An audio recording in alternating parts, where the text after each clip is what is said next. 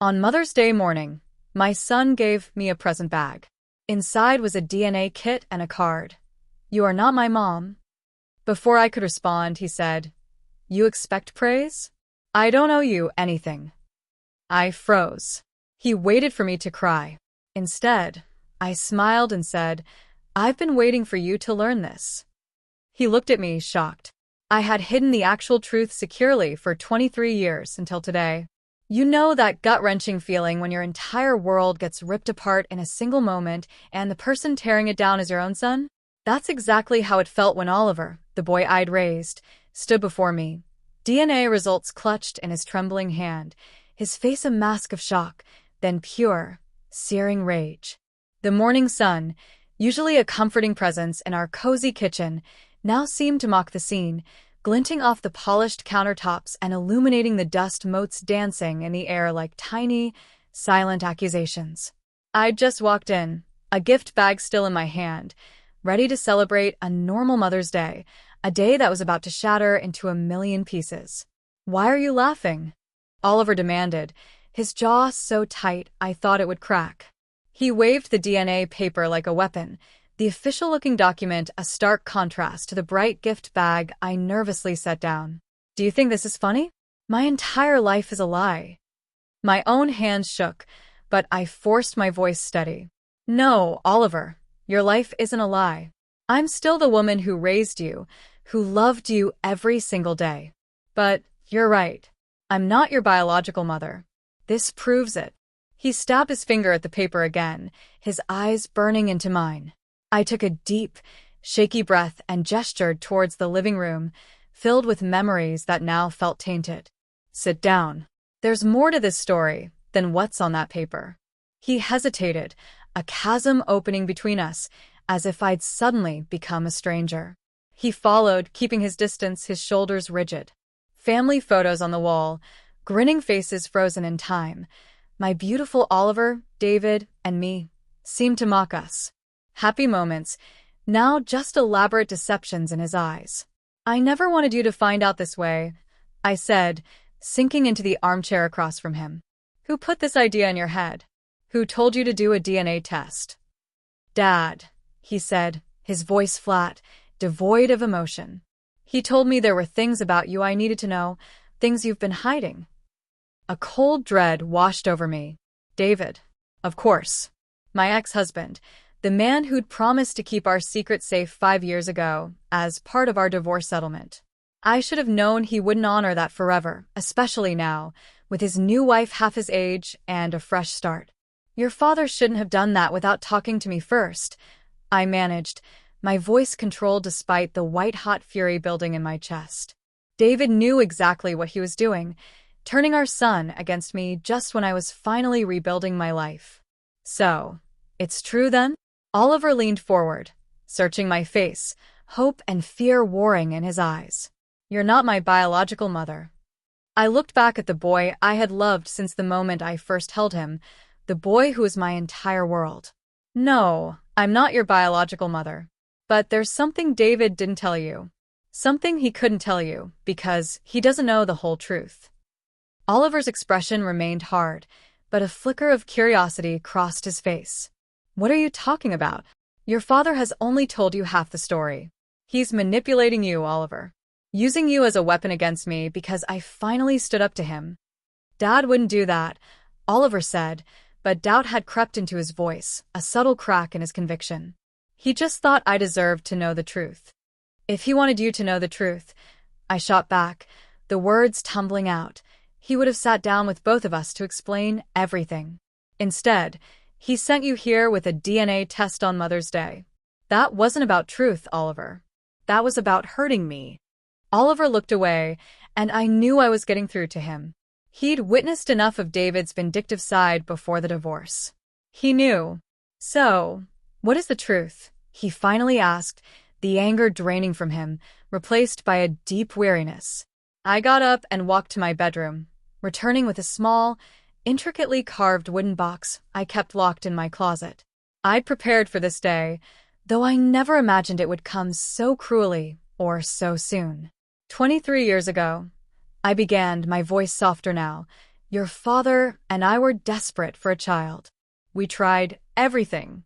Fertility treatments, surgeries, specialists. Nothing worked. I opened the box and removed a stack of old documents, their paper yellowed with age. That's when David came up with a plan.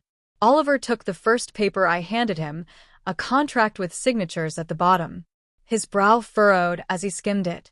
A surrogacy agreement, he asked, confusion replacing the anger. Not exactly. I took a steadying breath. Your biological mother was a young woman named Lena. She was 19, pregnant, and alone. Your father met her when she came looking for work at his company. Oliver's eyes widened. Dad got her pregnant? No, I quickly corrected. She was already pregnant when they met, but David saw an opportunity. I handed him another document, a private adoption agreement. He convinced her that we could give her baby a better life, that we had money and stability she couldn't provide. So, you adopted me? Oliver seemed almost relieved by this simpler explanation. It wasn't that straightforward, I confessed, knowing the next part would be hard for him to hear. David didn't want a traditional adoption. He wanted everyone to believe I had given birth to you. He paid Lena to disappear after you were born.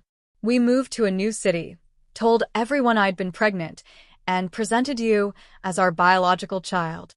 Oliver stood up abruptly, pacing the room. This is insane. Why would Dad do this? Why would you go along with it?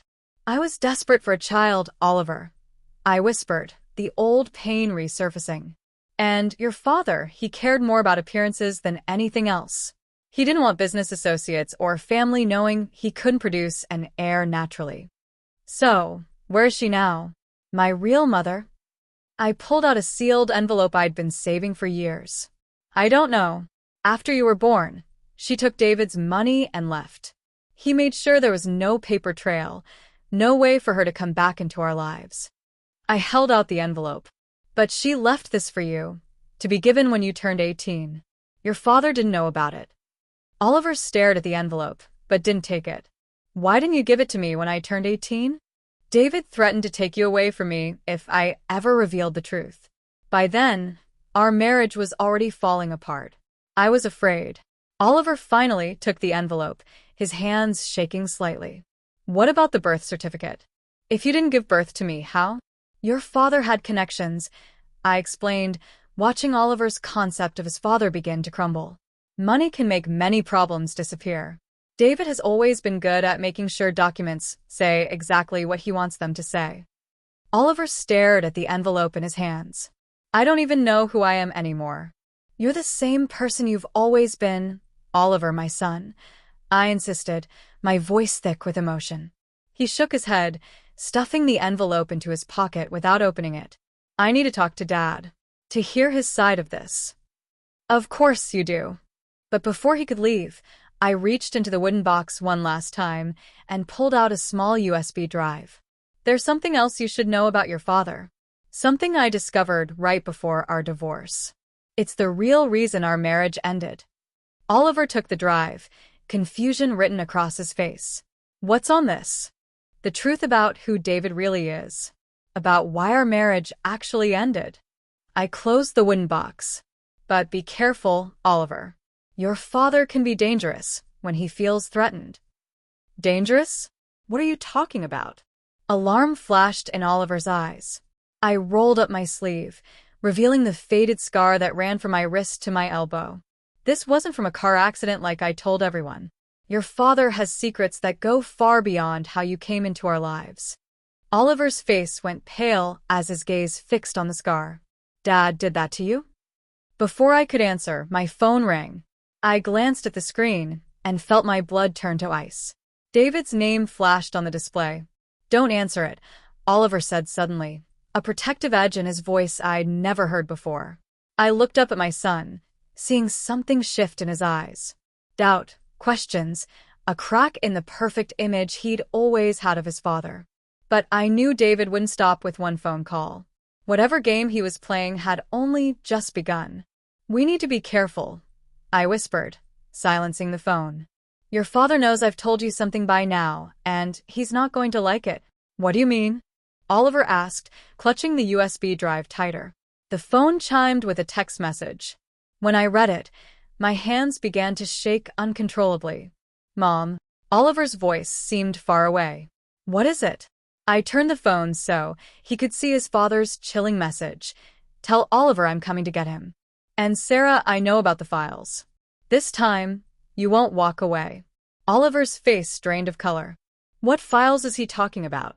And what does he mean, you won't walk away this time? I grabbed my purse and car keys. We need to leave now. Mom, you're scaring me. Oliver followed me as I rushed to the bedroom and pulled a pre-packed emergency bag from under my bed. What's happening? Your father isn't just coming to talk, Oliver. When he's angry, he's dangerous. I tossed a few more items into the bag. I've been preparing for this possibility since the divorce. This is crazy, Oliver said, but he didn't try to stop me. You're acting like Dad's some kind of criminal. I zipped the bag and turned to face him. The USB drive I gave you contains financial records. After our divorce, I discovered your father had been embezzling money from his own company for years. He was transferring funds to offshore accounts, hiding assets from his partners and investors. That's not possible. Dad's business is legitimate. Everyone respects him. Your father is very good at creating the perfect image, but underneath, he's been stealing millions. I slung the bag over my shoulder. When I confronted him about it, that's when I gestured to my scarred arm. He attacked you because you found out he was stealing money. Oliver's voice had changed, tinged with horror. He attacked me because I threatened to expose him. The car accident story was his idea, a warning of what would happen if I ever told anyone the truth. I checked my phone. No new messages, but David lived only 30 minutes away. The divorce settlement included my silence in exchange for my safety and yours. Oliver ran his hands through his hair, looking so much like his father it made my heart ache. If that's true, why didn't you go to the police? I tried, but your father has friends in the department. Powerful friends who owed him favors. I headed toward the door. And I had no proof. He made sure of that. But the USB drive contains copies I managed to hide. Not enough to prove everything, but enough to threaten him. I grabbed my jacket. We're going to my sister Brenda's cabin. She's the only one who knows about this. Oliver hesitated by the front door. I need to know if Dad's side of the story matches yours. Oliver, please. It's not safe to. I'm 23, Mom. I can make my own decisions. His jaw set stubbornly. I'll meet you at Aunt Brenda's tomorrow. I need to talk to Dad first. Fear gripped my chest. You don't understand what he's capable of. He's my father. He won't hurt me. Oliver's confidence broke my heart. Besides, I'll be in public. I'll meet him at Riverside Coffee downtown. He can't do anything there. I wanted to argue, to drag him with me by force if necessary, but I knew that would only push him away. Oliver had his father's stubborn streak. Fine. I relented, my voice strained. But promise me you'll be careful. And don't show him the USB drive, or let him know you have it. I promise, Oliver said, pulling me into a quick hug. I'll call you after I talk to him. I watched him walk to his car. My stomach knotted with anxiety. As he drove away, I sent a text to my sister Brenda. Emergency. David knows. Oliver and I heading to cabins separately. Need your help. Her response came instantly. On my way. Don't use credit cards. Ditch your phone. You know the drill. Brenda was the only person I trusted with the full truth.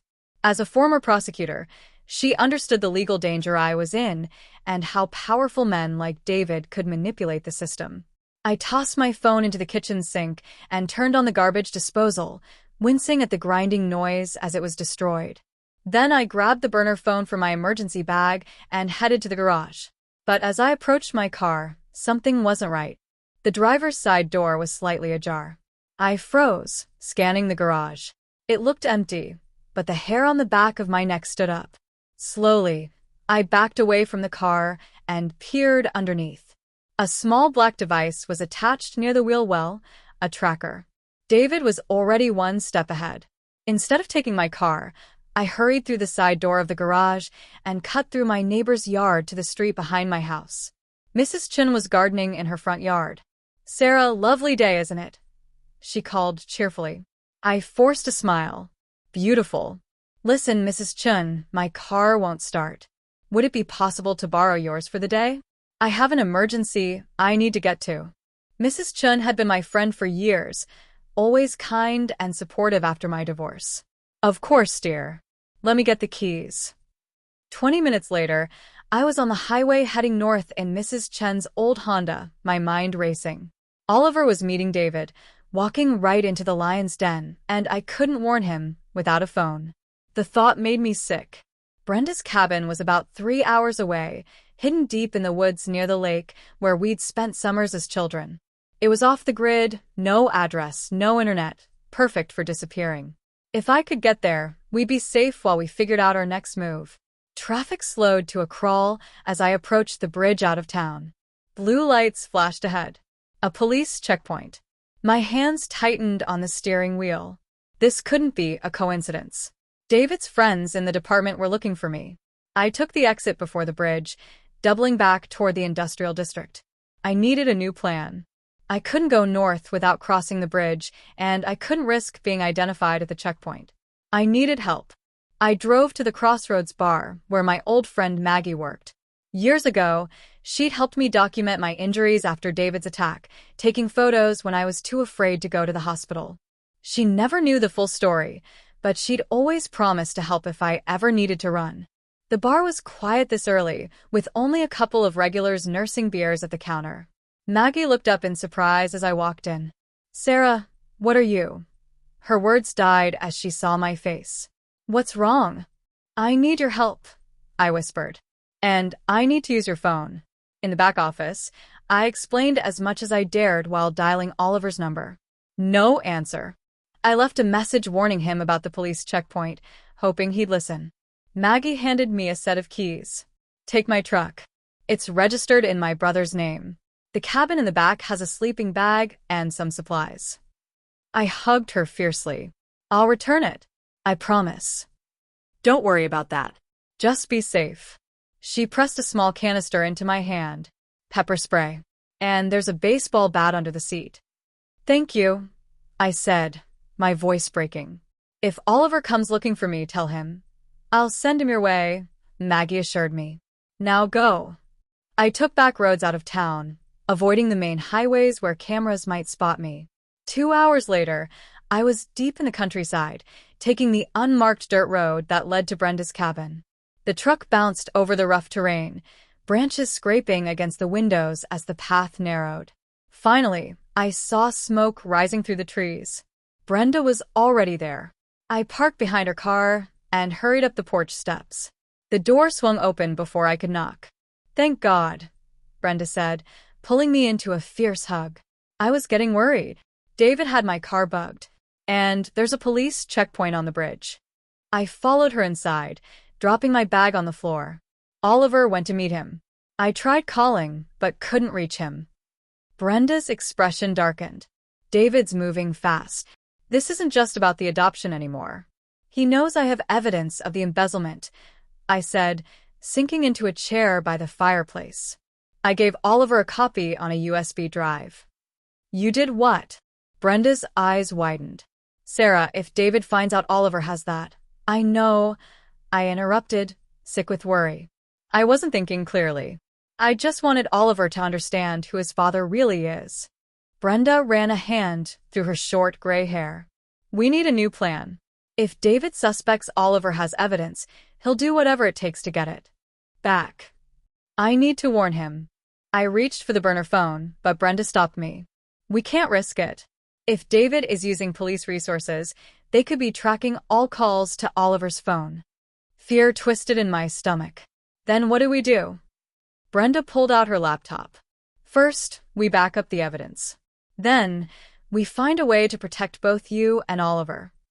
As Brenda worked, I paced the small cabin, peering out the windows at every sound. The sun was setting, casting long shadows through the trees. Oliver should have called by now. A sudden crack outside made us both freeze. Brenda motioned for me to stay quiet as she reached for the shotgun mounted above the fireplace. Probably just a deer, she whispered, but her tense posture said otherwise. Another crack, closer this time. Then a voice called out, "Mom, Aunt Brenda, it's me." Relief flooded through me as I rushed to the door and flung it open. Oliver stood on the porch, his face pale and strained in the dying light. "Oliver, thank God you're—" My words died as I saw the dark figure standing behind him, a familiar hand gripping my son's shoulder. "Hello, Sarah," David said, smiling coldly. "Family reunion time." Behind me, I heard Brenda cock the shotgun, but David simply raised his other hand, revealing the glint of a pistol pressed against Oliver's side.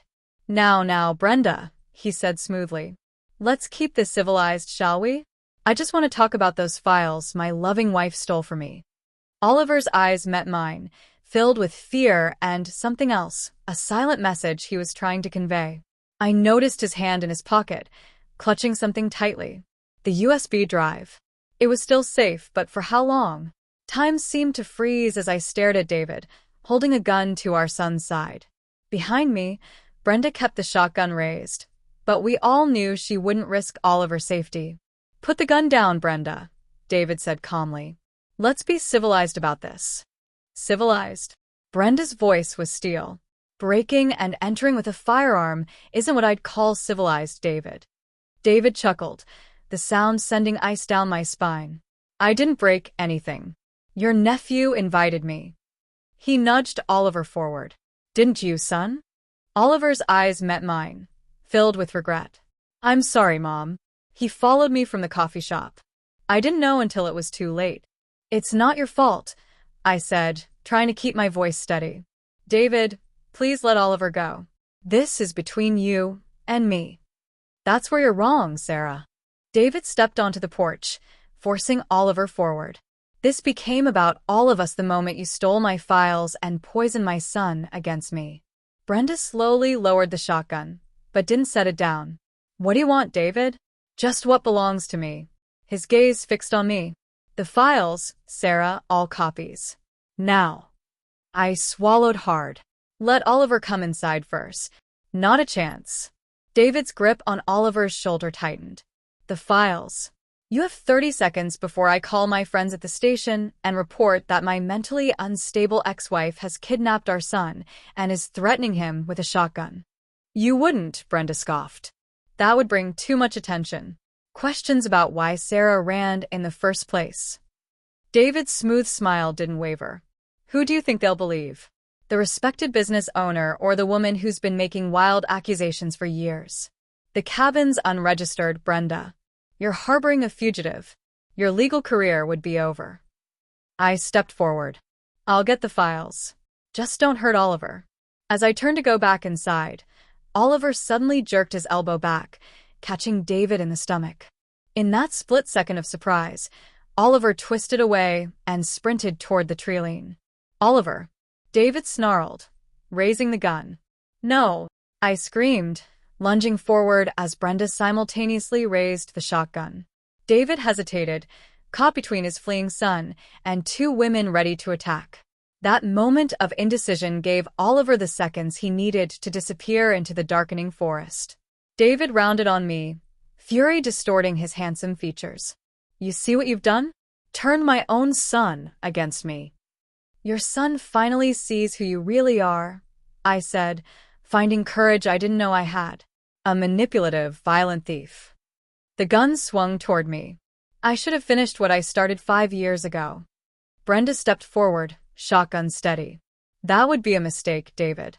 I've got security cameras all over this property." She gestured to the corner of the porch where a small camera was indeed mounted.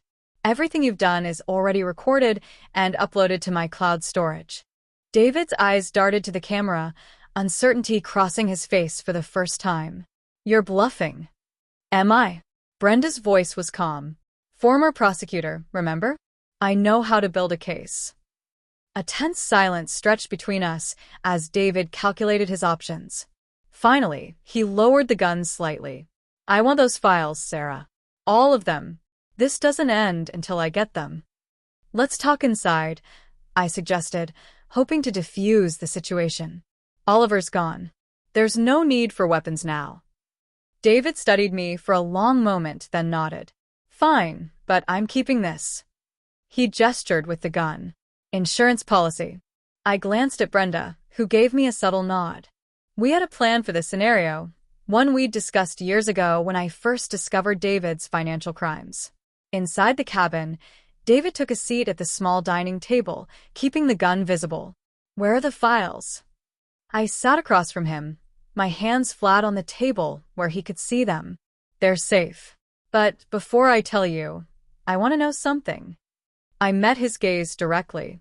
Why did you tell Oliver about his adoption now, after all these years? A flicker of surprise crossed David's face. You think I planned this? Oliver did the DNA test on his own. Apparently, his new girlfriend got him one of those ancestry kits for his birthday. His mouth twisted into a cruel smile. I simply saw an opportunity when he came to me with the results. To turn him against me, I said, the pieces falling into place. So, I'd be isolated when you came for the evidence. Smart as ever, Sarah. David leaned back, seemingly relaxed despite the tension in the room. But not smart enough. You should have destroyed those files years ago. Brenda stood by the fireplace, the shotgun now propped beside her, but still within reach. Why are you so worried about these files, David? The statute of limitations must have run out on most of your schemes by now. David's eyes hardened. Let's just say some of my business activities are ongoing, and those files connect too many dots. Enough to send you to prison? I asked. Enough to ruin everything I've built. David leaned forward.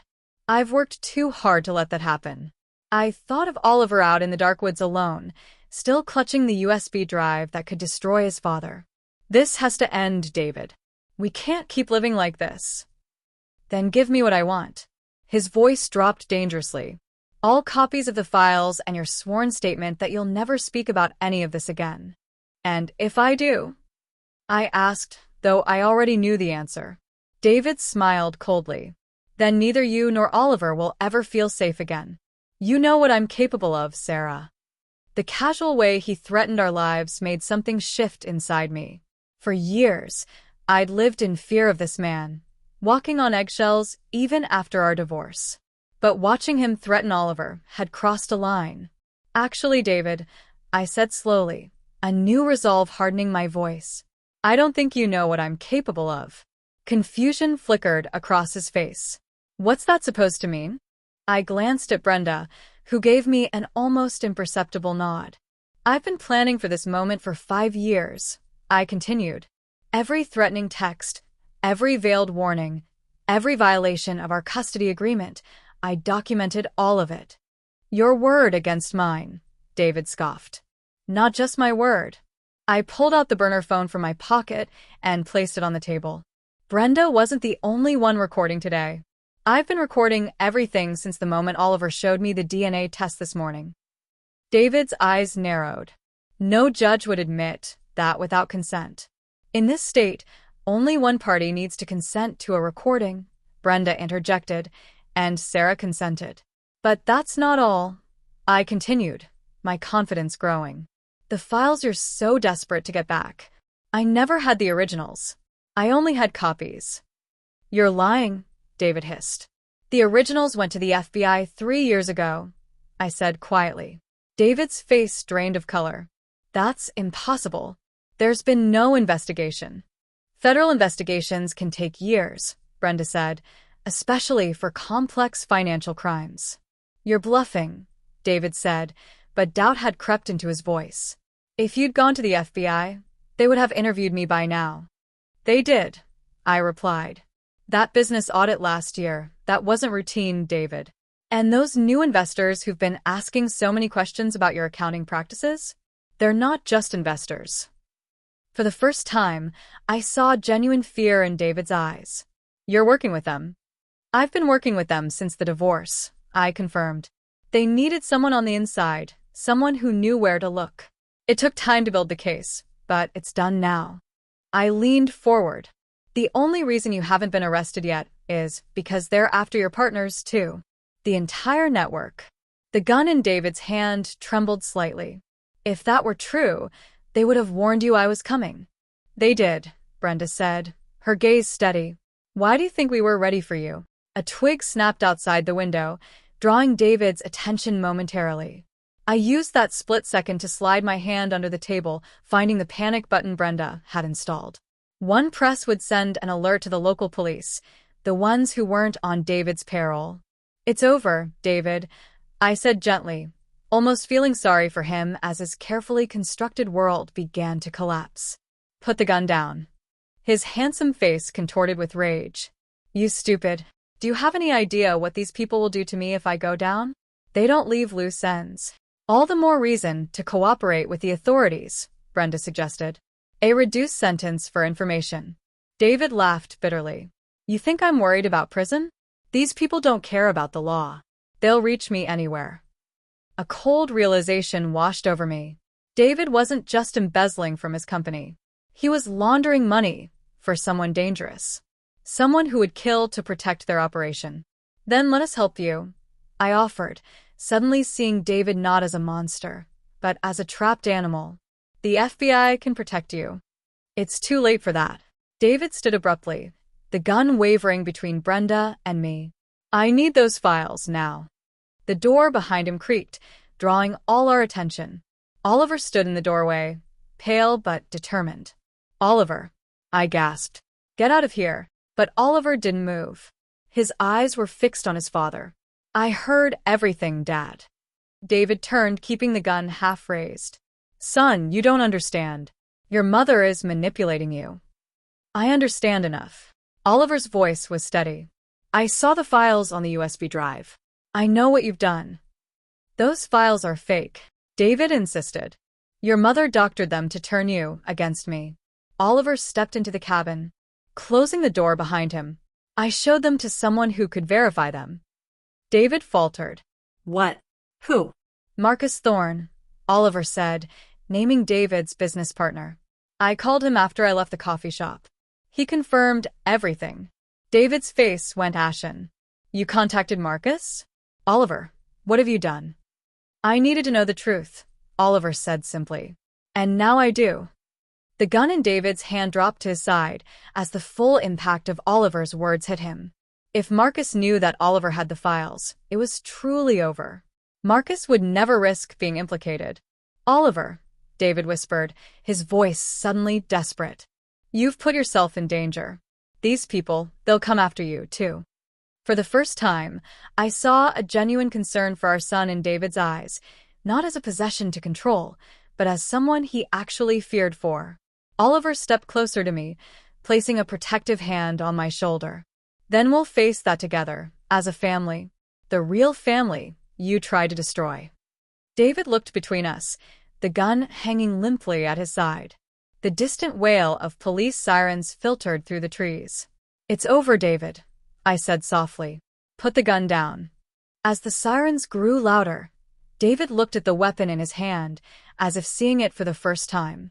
His shoulders slumped, and for a brief moment, I glimpsed the man I had once loved, before ambition and greed had twisted him. He slowly placed the gun on the table.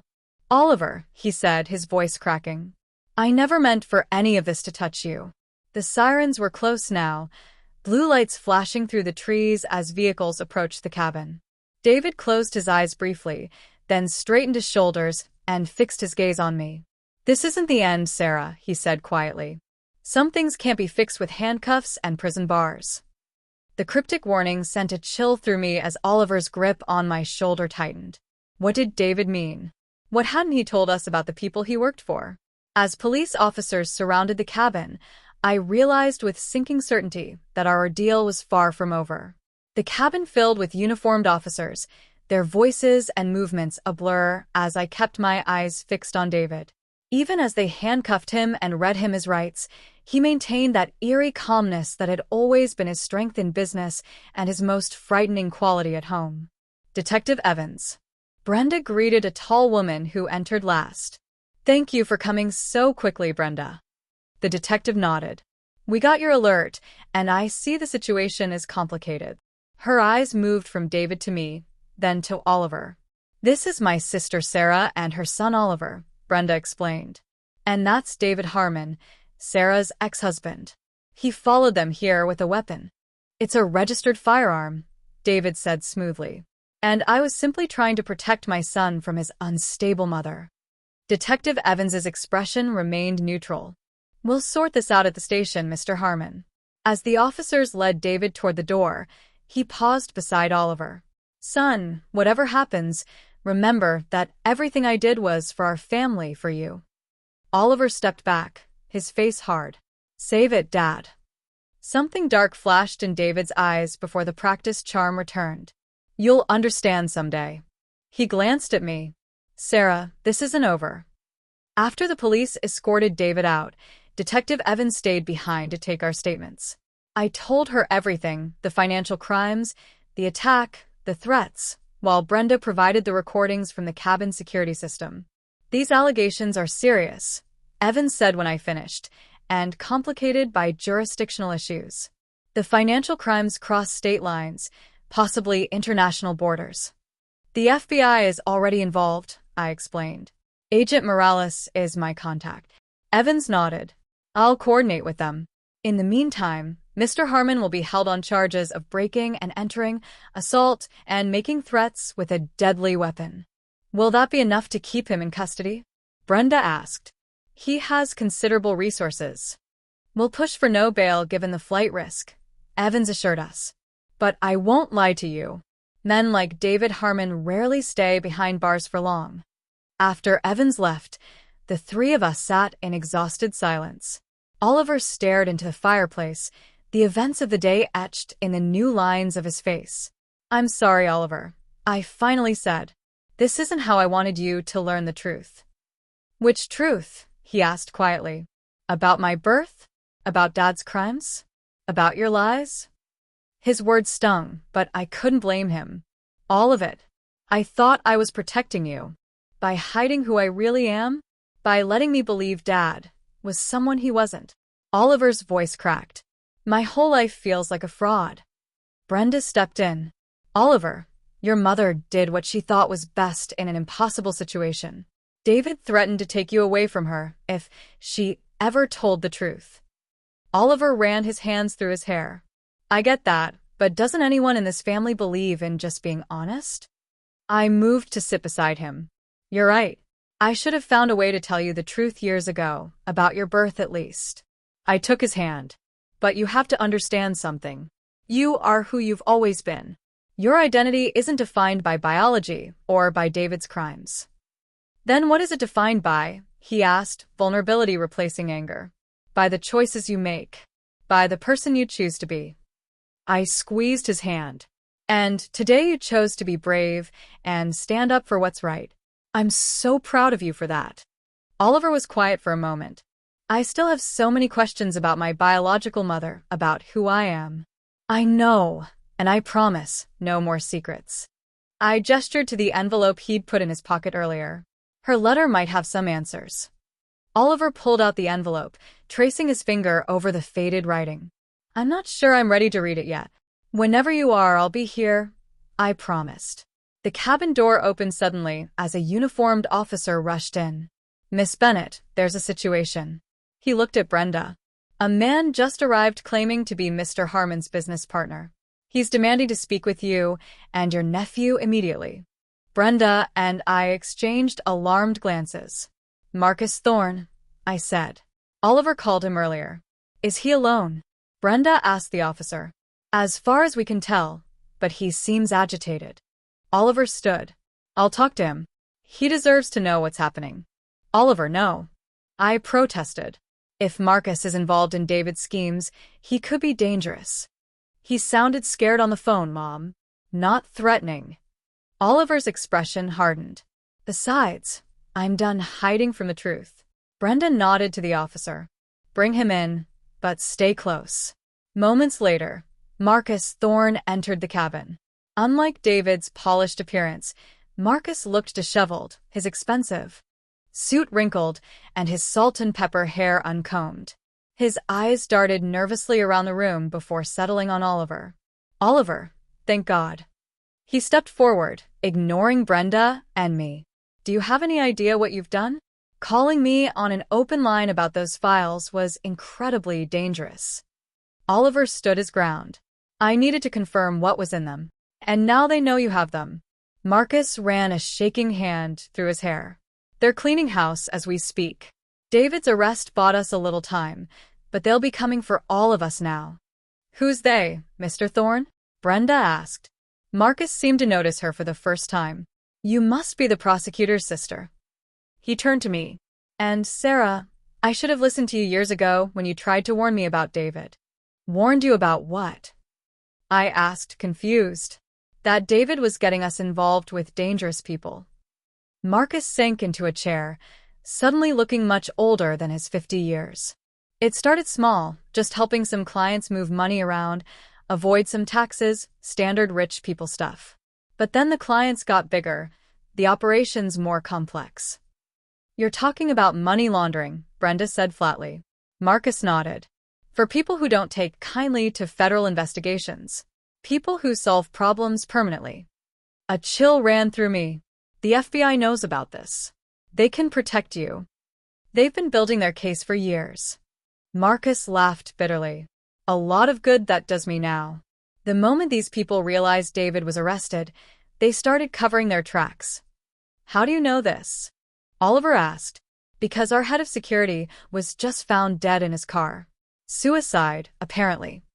Marcus made air quotes around the word. And 2 of our overseas account managers have gone silent. These people don't leave witnesses. The implications hit me like a physical blow.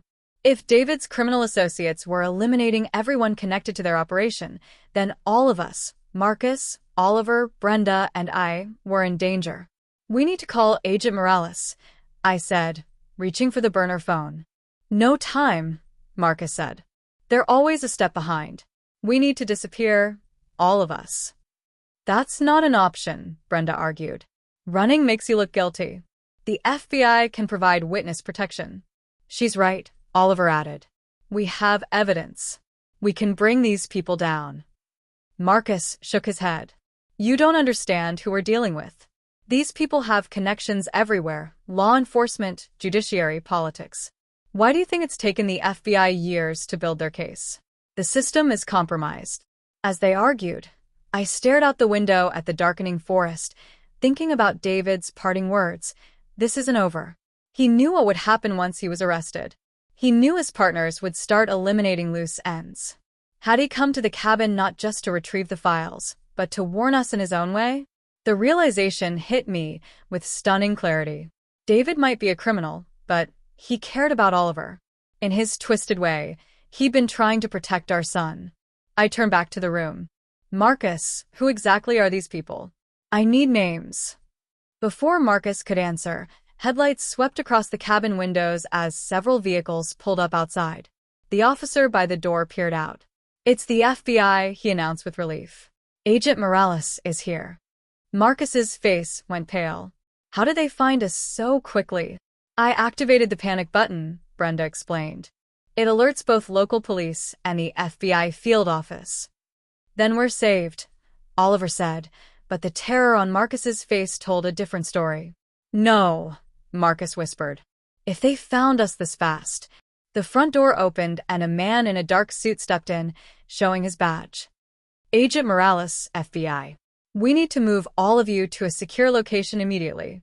I studied the agent's face, my stomach churning.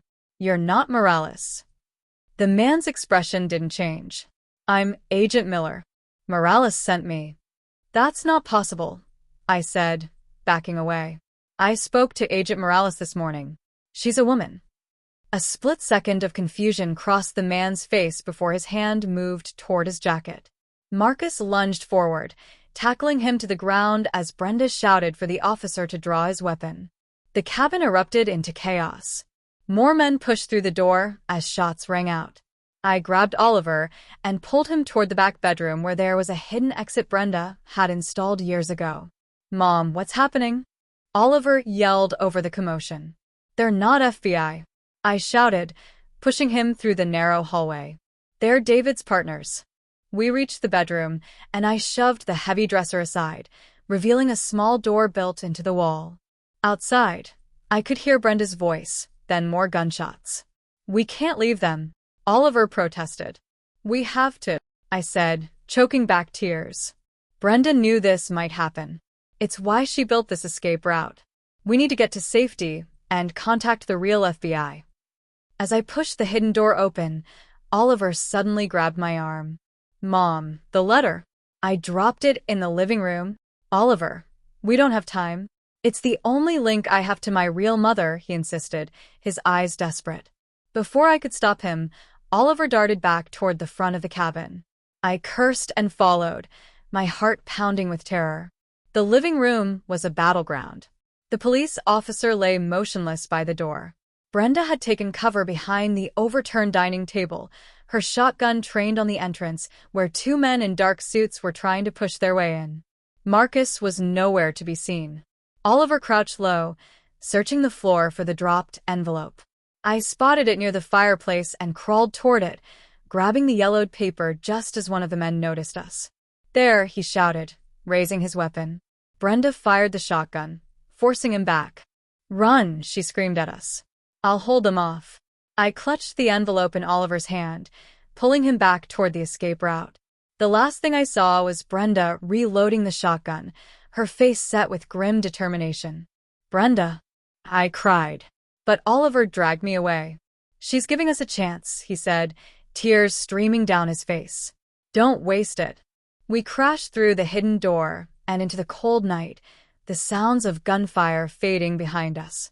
The forest loomed dark and imposing, offering both protection and new dangers. "What now?" Oliver gasped as we ran. I squeezed his hand tighter. "We survive. We find help. And then we make these people pay for what they've done." Oliver nodded, his jaw set with determination that mirrored my own. As we plunged deeper into the woods, I realized that while David may have taken everything else from me, my sense of security, my trust, perhaps even my sister, he had failed to take the one thing that mattered most, my son, my real family.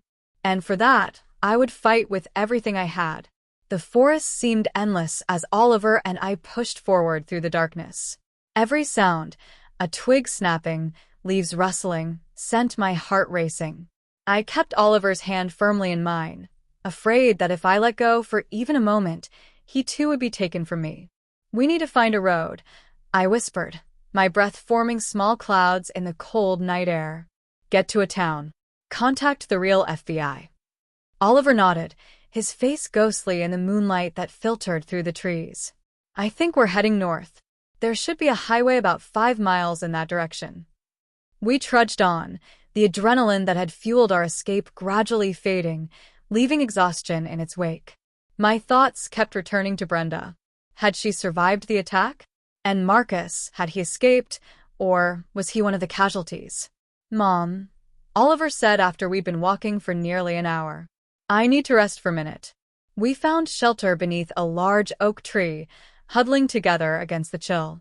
I pulled the envelope from my pocket, the letter from Oliver's biological mother that he'd risked his life to retrieve. "Do you want to read it now?" I asked, holding it out to him. Oliver stared at the envelope for a long moment. "I think I do," he finally said, taking it with trembling hands. As he carefully opened the worn paper, I kept watch, scanning the darkness around us. Oliver unfolded a handwritten letter, and a small photograph fell out. He picked it up, studying it in the dim moonlight. "It's her," he whispered. "My birth mother." I leaned over to see a young woman with Oliver's same dark eyes and gentle smile.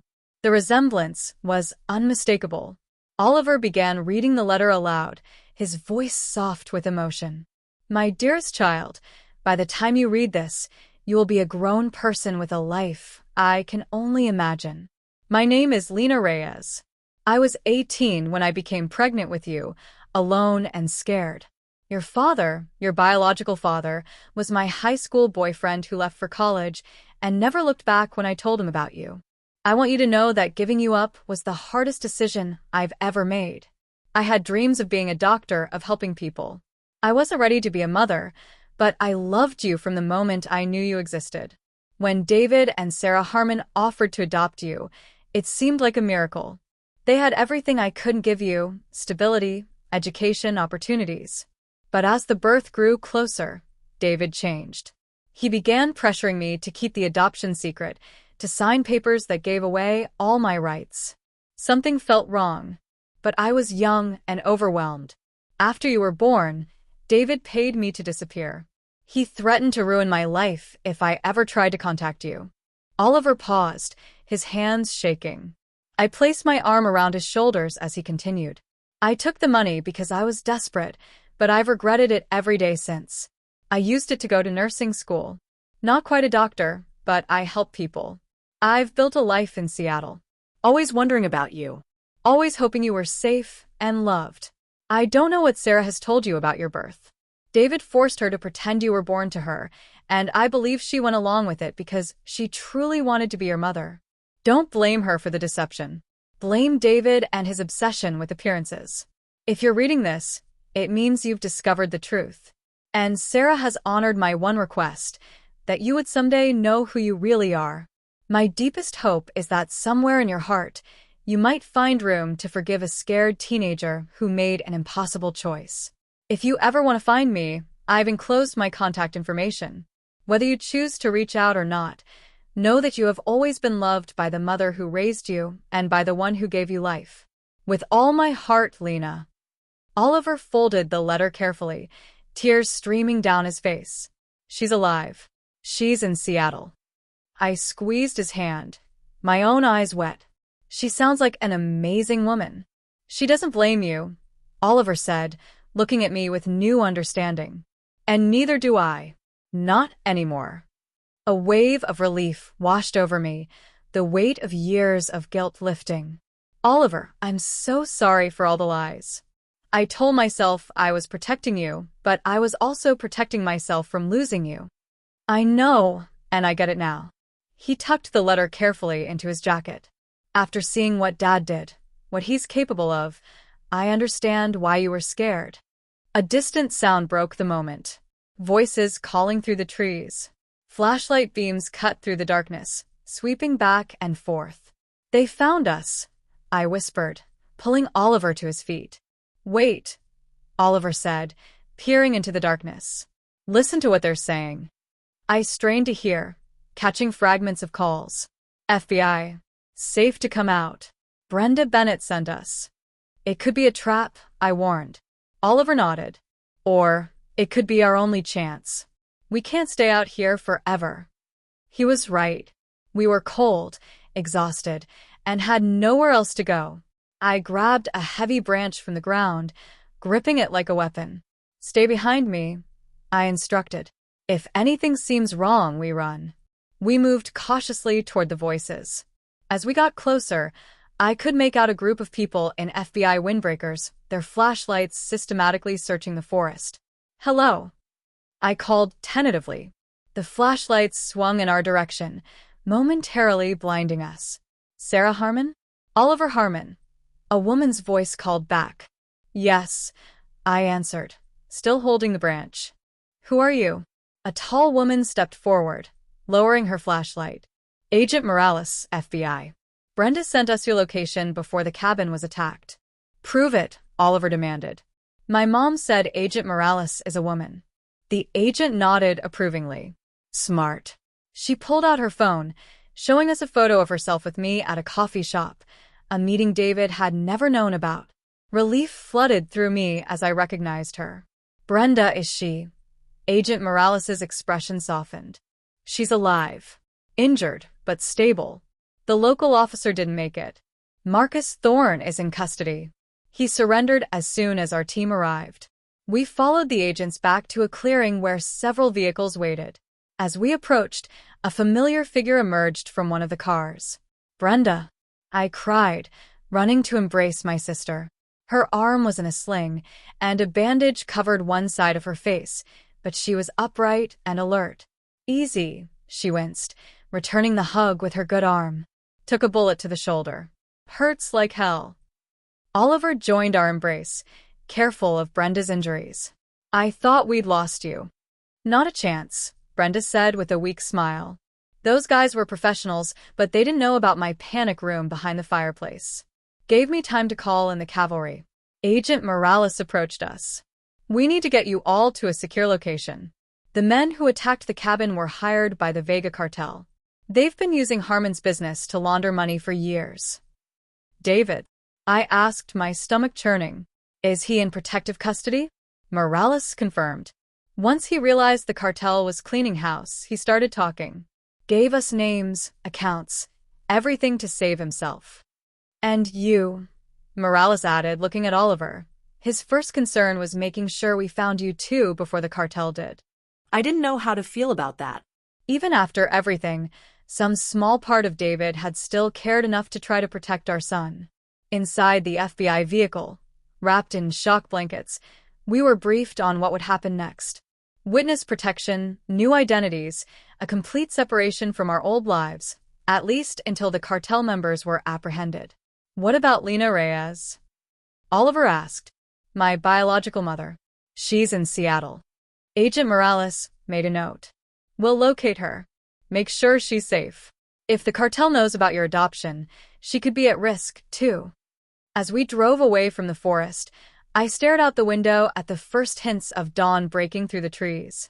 Everything had changed in less than 24 hours. My carefully constructed life had been shattered. Yet somehow, I felt more whole than I had in years. Oliver reached for my hand. We're going to be okay, Mom. I squeezed his fingers. Yes, we are. 6 months later, in a small house on the outskirts of Portland, I sat on the porch watching Oliver and Lina Reyes talk animatedly in the garden. After the main cartel leaders had been arrested, our witness protection restrictions had been eased enough to allow this carefully arranged meeting.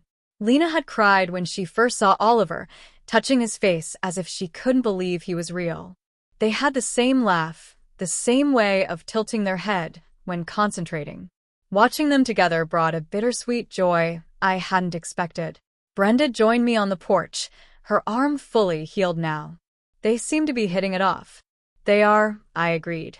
He's going to visit her in Seattle next month. She's offered to help him apply to nursing school there. And you're okay with that? Brenda asked gently. I nodded. He's found a part of himself that was missing. I can't begrudge him that. You're a good mother, Sarah. The best kind. One who puts her child's needs above her own. Tears pricked my eyes. I just want him to be happy. The door opened behind us and Agent Morales stepped out, phone in hand. I just got word. David's testimony secured the final conviction. The case is officially closed. A weight I'd carried for years finally lifted. So, what happens to him now? Reduced sentence, served in a minimum security facility. He'll be out in 7 years with good behavior. I absorbed this news, surprised at my lack of anger. David would pay for his crimes, but not with his life. Perhaps that was justice enough. Mom, Oliver called from the garden. Come meet Lina properly. She wants to thank you. As I joined them, Lina took my hands in hers. Thank you for raising such an amazing young man, for loving him when I couldn't. Thank you for giving me the chance to be his mother. I replied, truly meaning it. That evening, as the 4 of us shared dinner together, me, Oliver, Lina, and Brenda, I realized we had created something beautiful from the ruins of David's deception. Not a conventional family, but a real one. One built on truth, forgiveness, and choice, rather than lies and manipulation. When Oliver proposed a toast, raising his glass with a smile that reminded me of both his mothers, I knew we had all found our way home. To family, he said simply. The one we choose. To family, we echoed, our glasses clinking in the warm evening light. Outside, the sun was setting on one chapter of our lives as a new one began. One where no truth was too difficult to face, as long as we faced it together. Phew, what a journey, right? It was a wild ride, and honestly, I'm still processing so much of it. What would you have done in my shoes? Navigating all those secrets and dangers. And for Oliver, discovering so much about his past all at once. How do you even begin to rebuild your identity after something like that? I'd love to hear your thoughts in the comments below. Let's talk about it.